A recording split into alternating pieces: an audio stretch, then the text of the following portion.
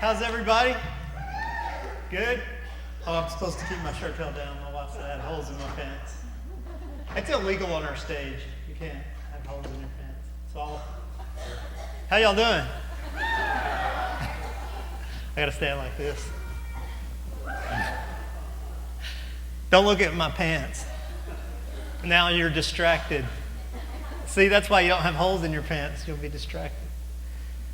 I wanted to start a new series this year called Go Big 2014. And the reason is I think it's important to launch into a new beginning. And New Year's is a great time to do that, to start fresh. The old year's behind us, and we've got a great year ahead of us, and I'm excited about it.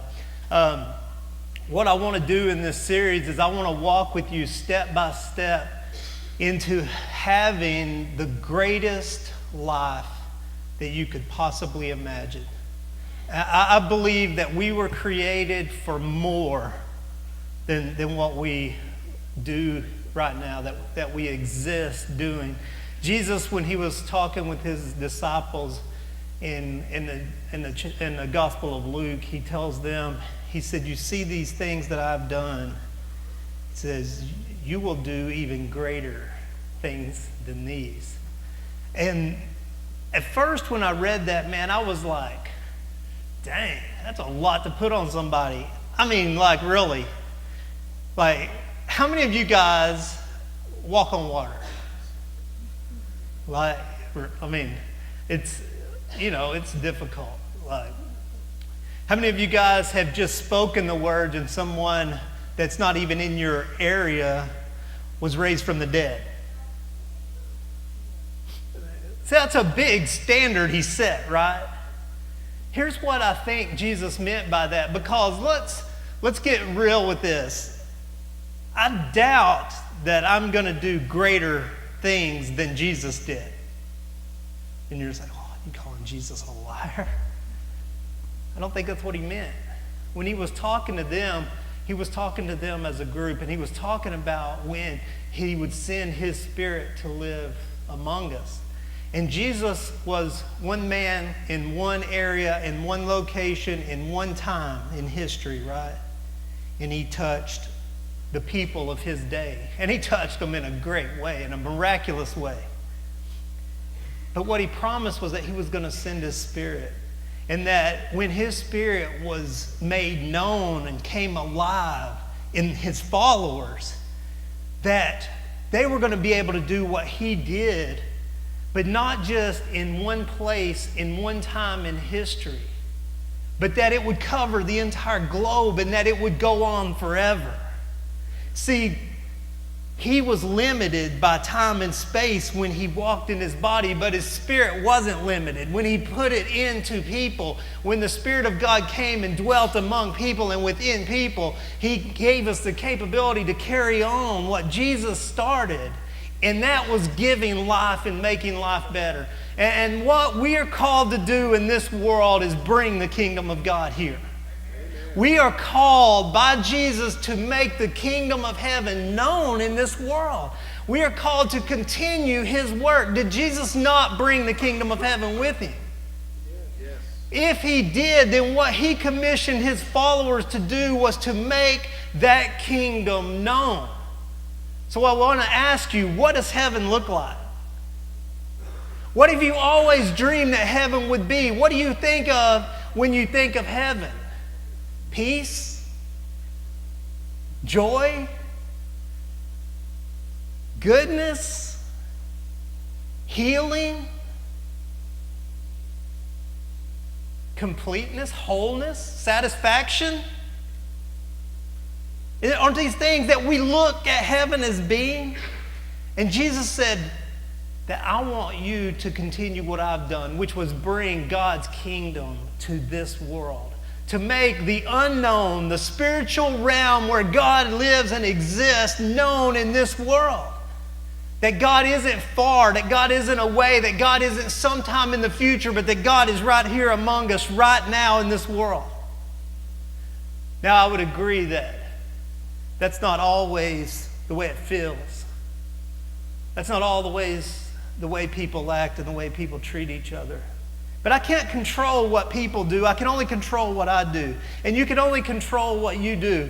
And when I talk about going big and when I talk about greatness, that we are called to greatness, that you will do greater things than he did, what I'm talking about is living out our lives in a way that is beyond the scope of time and space.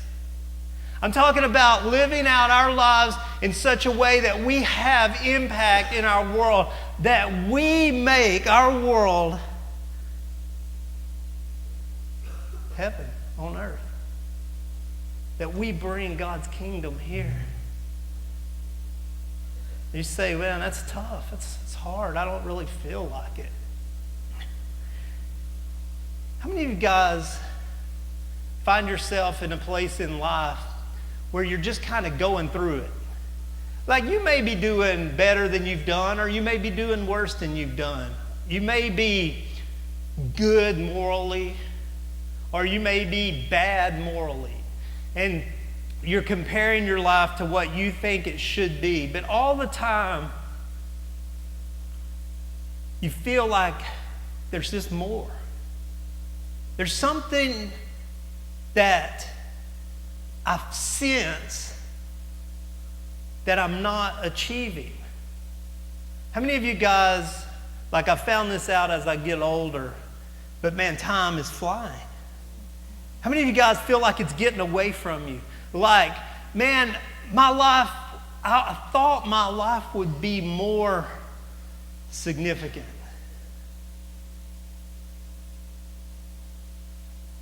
I want to talk to you in this series about how to live life in the way Jesus said, to the full. Life without limits. Now, I need to tell you this one thing.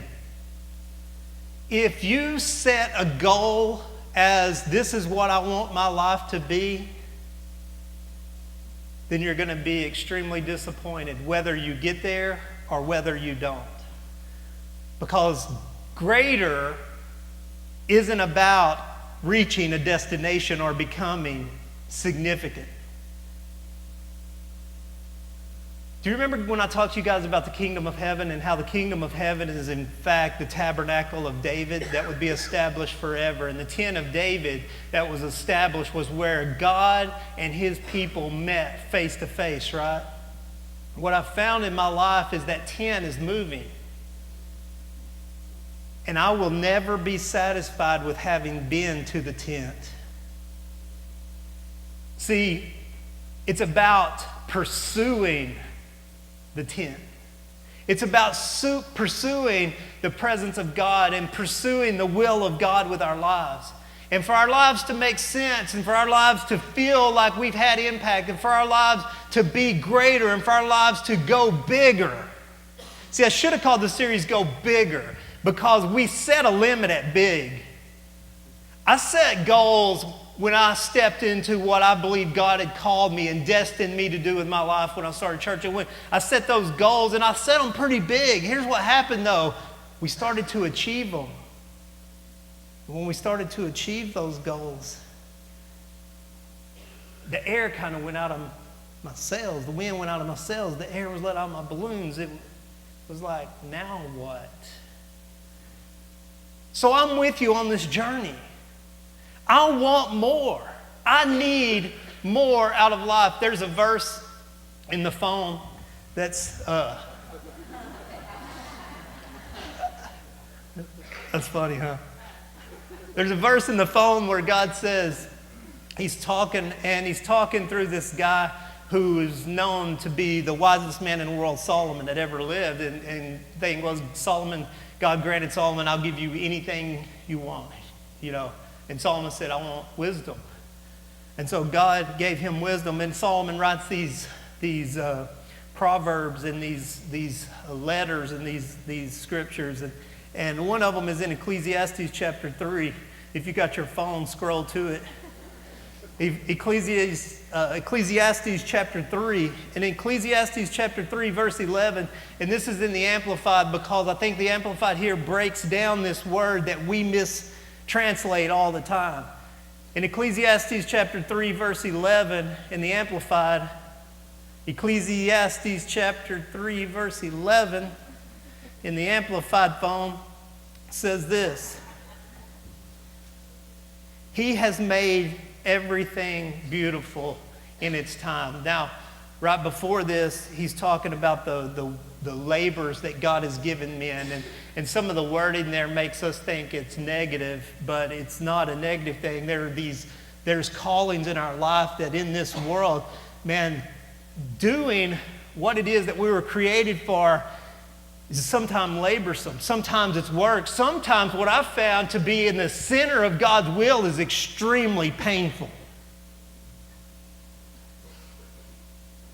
And he says this: but God has made everything beautiful in its time. He has also planted eternity in men's hearts and minds. So when we think of that, God has planted eternity in our hearts and minds, we think, yeah, God has given us this sense that we're forever beings, right? Because we translate the word eternity to forever, or time after time after time after time, correct? But that's not what the word eternity is. The word eternity is a little different from that. The word eternity comes from these root words, and they actually mean, would mean more like abundant or perpetual or ongoing or without limit or outside of time and space. So what he's saying here, and the Amplified does a great job, he says, also he has planted eternity in men's hearts and minds. And then the Amplified it says, a divinely implanted sense of purpose working through the ages, which nothing under the sun but God alone can satisfy. God has planted in man, in us, eternity. And nothing in this world will ever satisfy. So if we set our goals, our hopes, our dreams on becoming great by a world standard or accomplishing something by a world standard, it doesn't matter if you ever reach it. Enough will never be enough. Enough money will never be enough. Enough fame will never be enough. Enough fortune, enough security will never, ever be enough, because God has planted in us His will, and only He can satisfy that. So this year, as I start to talk to you about becoming, about accomplishing, about setting what it looks like, we're going to be talking about how to step into our destiny. How to step into a life that has meaning, a life that has purpose, a life that has significance. What are you called to do? See, I used to think that if I was doing what God wanted me to do, then I would get real holy and go into the ministry. And a lot of you think when we talk about God's call, that's what we're talking about. But God has destined every one of us to do greater things than Jesus did, because there are all of us in different locations and in different places and in different walks of life. And we're all set by God with eternity in our hearts to be His tool, His vessel in this world. Some are sent to be teachers and shape minds and impact kids. Some are sent to be coaches. Some are sent to be businessmen and women. Some are sent to do all these different walks, these things in life. Look, the customer service industry always gets looked at it like the bottom of the barrel in the world. But what I found out about the world is that everything in God is upside down. And it seems that the customer service industry seems to be the closest I can get to walking in the kingdom of heaven. We are called to serve our fellow man. We're called to serve people. We're called to make the world a better place. It's not about money. It's not fame. It's not fortune that's going to cause you to have impact in your life.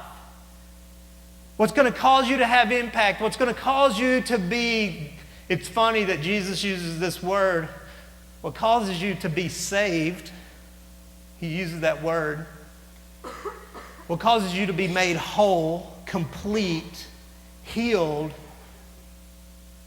like inside and out, is walking in the will of God. Being who God created you to be. Now, a lot of you go to jobs every day. Maybe this is the year that you switch jobs. Maybe this is the year you don't live where you live. Maybe this is the time that the frustrations of your life come to an end, and you set out today on a path that is going to make 2014 the launching point. Now, I have to tell you this about this series. This series will never be about completing or achieving or reaching anything. This series is about taking the steps necessary to move into God's will for your life, which is going to be your destiny, which is going to cause your life to come alive, which is going to cause 2014 to be the greatest year, because you're going to start this journey, and it's going to be a cycle. It's going to be a cycle of becoming and of growing and of going big and bigger and bigger and bigger and reaching more and more and more into the life that you've always hoped for and the life that you've always dreamed about. God has set something in your heart, and right now, most of us, if we would be honest, are dissatisfied, or at the very least, just melancholy with life, with how our lives are turning out. And you may be great. You may be doing something great. But still there's something inside you that's saying, man, it's just not, I'm not getting there. I'm not achieving. I'm not being. I'm not becoming what I feel like I was created for. Do you feel that? Do you feel that sense that you were created for more? Do you feel that deep inside, like this can't be it? That's what God's put in you. He doesn't want you to say, well, I guess this is it. I guess this is all I got. He wants you to want more. And the more is the perfect will of God. What is that? Does that mean you need to get holier? You can't get holier. Your only holiness is what God does in you anyway. You can't get holier. You can get more religious, but I can promise you that's going to have the opposite effect. It's not going to take you where you want to be. What I'm talking about is moving into the perfect place for each one of us, and doing it in a way that causes our world to know that God is real and alive. To do it in a way that makes our world a better place to live. See, the impact of your life is only going to be counted in what you do to make the world a better place to live. Jesus told his followers, he said, what does it profit a man to gain the whole world but forfeit his soul? See, if we're trying to gain the whole world, if your goal to go big is to gain the whole world, it's going to cost you your soul. You're going to miss it. You can gain the whole world. There's people who have achieved the gaining of the whole world. But what you see about these people is they're miserable and they're alone. They can't trust anybody. That's not what I'm talking about. I'm not talking about gaining the whole world. I'm talking about gaining the kingdom of God. I'm talking about things that really matter. If you want peace in your life, and you want joy in your life, and you want significance and meaning and purpose in your life, then you're ready to go big. If you want more stuff and more money in your life, then that's not what we're going to be talking about. We're not going to come up with a plan to make more money. We're not going to talk about a plan to achieve success, to become famous. We're going to look at the steps that God lays out to having a significant impact in our world. And that's what I want. See, I'm created for more. I want more. I want more significance. I want more meaning. I want more peace in my life. I'm not where I used to be. I don't think a lot of us are where we used to be. But I'm not where I'm going either. As long as you're still breathing, and I hope you are, as long as you're still breathing, as long as your heart's still beating, as long as you have life in your body, there's more. There's more. Man, I remember when I turned 30, I thought, golly, it's over. I thought, oh my gosh, this is what my life turned out to be. I thought it would be different. I had this realization that this is who I am. And it was extremely depressing. Because when I was in high school, I looked at these guys and I'm like, dude, this guy's a loser. I'm like, now I'm 30 and I'm like, wow. And then I turned 40. Things get real funky at 40, man. Because you go, wow, when I was 30, I just started my life. Like, in your 20s, you're so screwed up and so spastic, you don't even know what you're doing. You're just go, go, go. I mean, you're bouncing off the walls and flying into things. And I'm not everybody, but me. I'm going to be this, I'm going to be that, I'm going to do this, I'm going to do that. And you're just all this energy and all this thing. And then you're like, wow. And then 30 comes and you're like, wow, what a moron. And then 40 comes. And year by year, I look at when I was in my 20s, I looked at my grandparents as being so old. And now I look and my parents are that age and I was thinking, wow, they're not that old. You know what I mean? When you get like 40, you look at your parents and you're going, man, that's really not that old.